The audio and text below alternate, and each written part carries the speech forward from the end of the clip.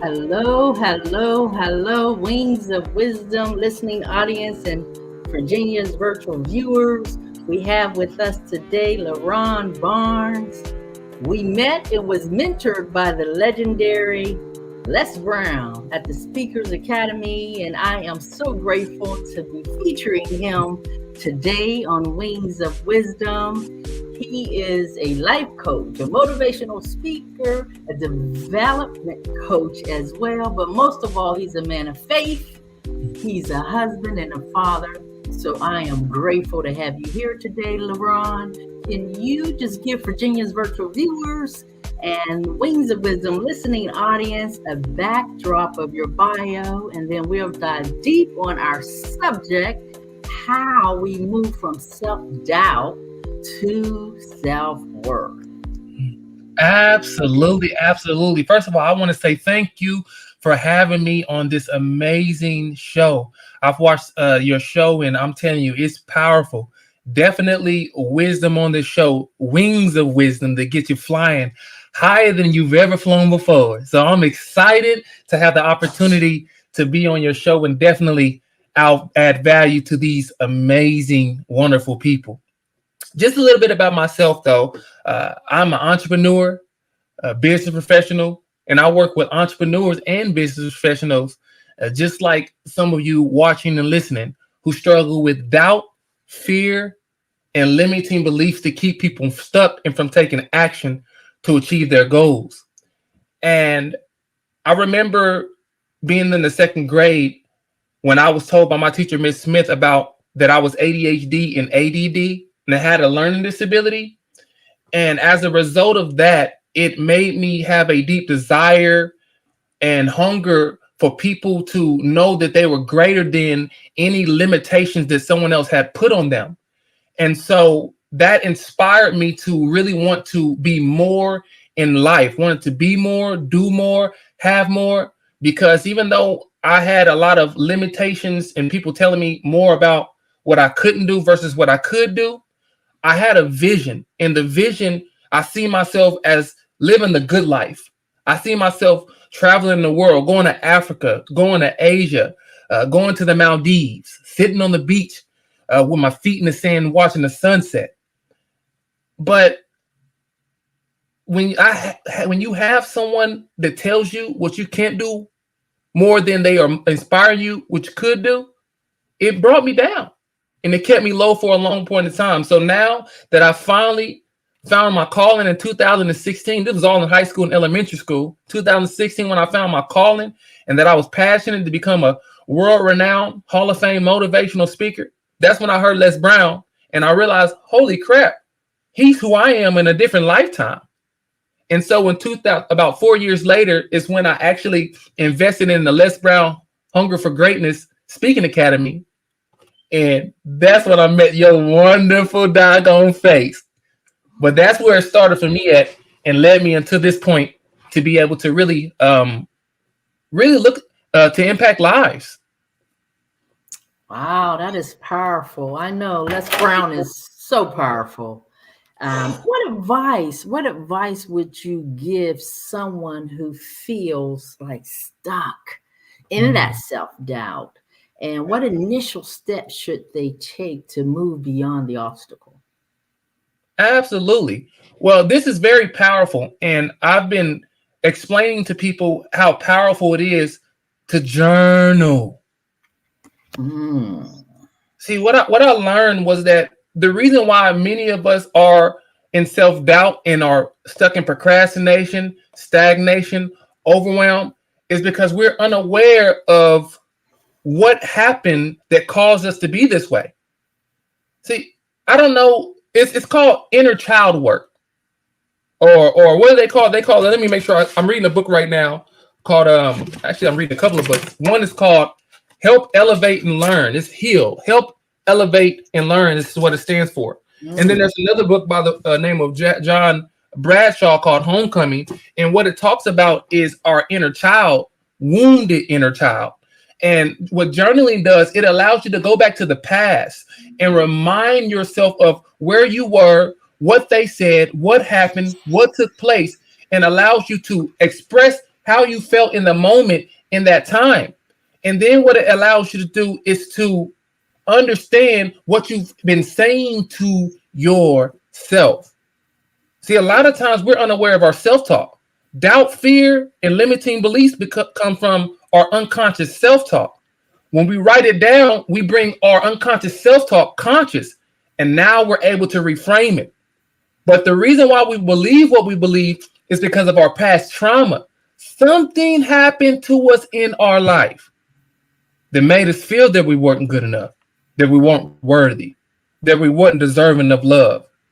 And so once we discover what that is by writing it down, go into your past. It may hurt. It may feel uncomfortable. It may be scary.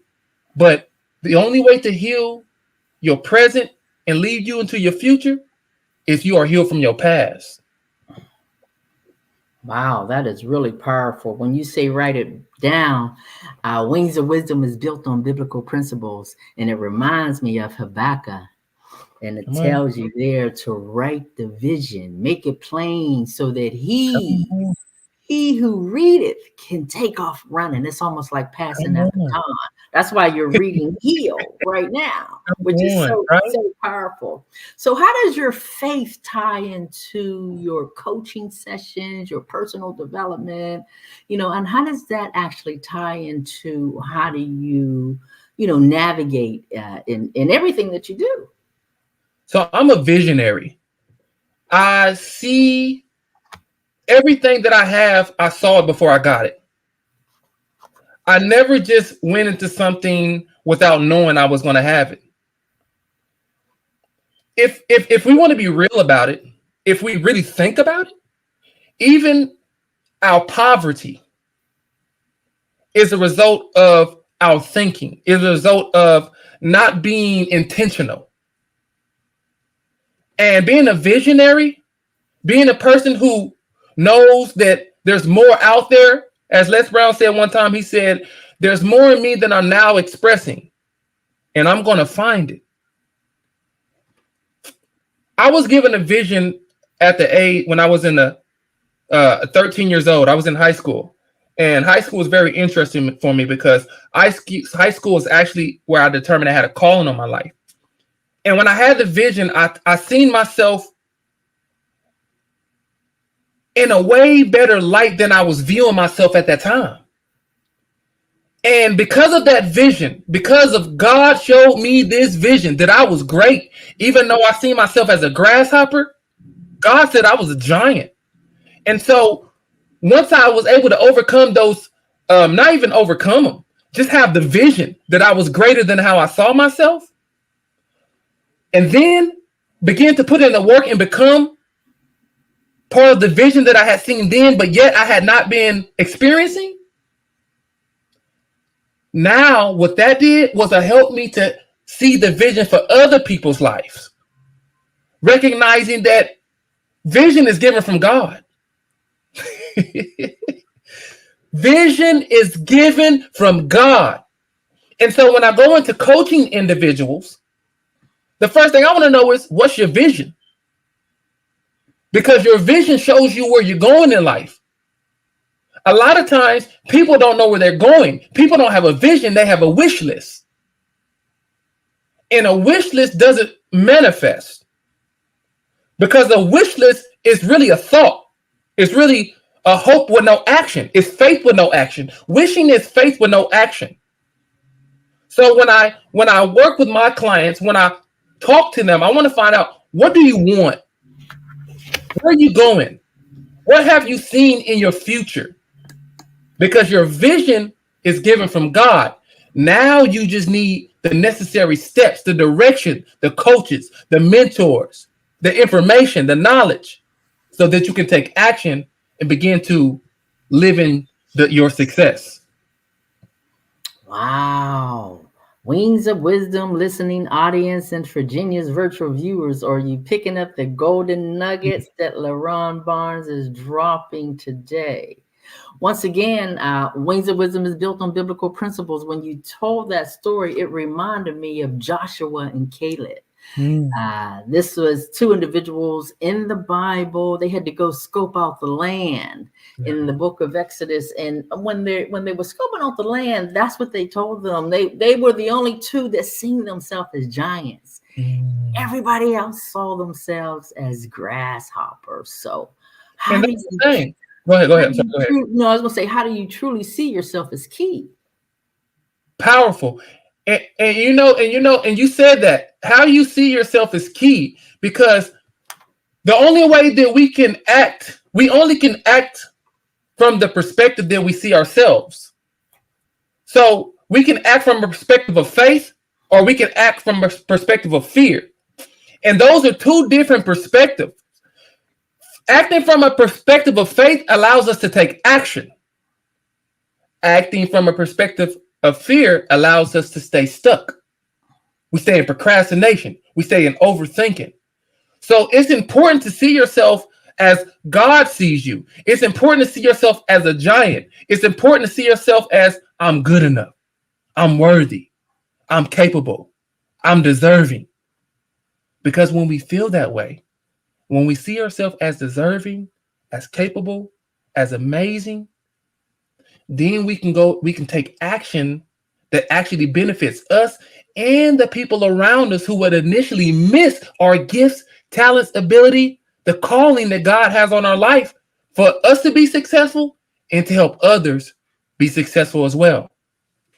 Yes, yes. It's amazing you would say that, because my next question to you was, what steps can someone take to break free from their fear and take decisive actions in their life or their business? Absolutely. Absolutely. The first thing I would give you, first of all, you got to surround yourself with, as Les Brown says, OQP, only quality people. You got to surround yourself with people who are moving in the same direction as you are. Where's the workshops? Where's the seminars? Connect with people who have vision, and their vision connects with yours. Even though they may not be, they're on the same path as you when it comes to success, like me and you. The reason why we connect is because we have the same vision. Now, we have the same vision and we go in different directions from this vision, but we're both speakers. We're both doing some type of speaking. We're both impacting people's lives. So you want to surround yourself with people who are moving forward, people who are positive people, people who are not like Einstein said, who are negative people, when he says negative people find a problem in every solution. So we got to hang around people who says, I won't quit and I won't let you quit either. Surround ourselves with mentors, surround ourselves with friends that see the best in us, that want us to succeed as much as we want ourselves to succeed. And then again, we got to write it down. See, I'm telling you, I'll go back to that. We got to be around these people. We got to write down what we want. And then after we write it down and we see what we want, we got to take action. And a lot of the most challenging part for people in Virginia in taking action is, one, fear of the unknown. They don't know the end result, but that's irrelevant, because now you're not operating in faith anymore. You don't have to know the end result. That's what faith is. Faith is not knowing the end result, but taking action anyhow, because you believe that God has called you to it, that God has graced you, that you have the gifts, the talents, the ability, the skill without the understanding of the result. That's faith. Yes, the scripture says faith is the substance of things hoped for and the evidence of things not seen. Come on. So it's powerful. It's powerful. Yes. So when you look at your personal journey in overcoming these doubts and limiting belief, what was like the main pivotal time in your life when you had that obstacle there, and you was journeying along, and it helped you to kind of take a deeper leap, as Les Brown would say, grow your wings on the way down? To be honest with you, Virginia, this is really what happened to me. Confidence, a lack of confidence was the greatest hindrance in my life. I didn't believe in myself. I didn't believe that I deserved to be as great as I was told I was. And so I will always suppress what people would say about me and blow it off. And then one day, someone who completely didn't even know who I was, they saw something in me. And they saw that I was a great person, individual, without me even opening up my mouth.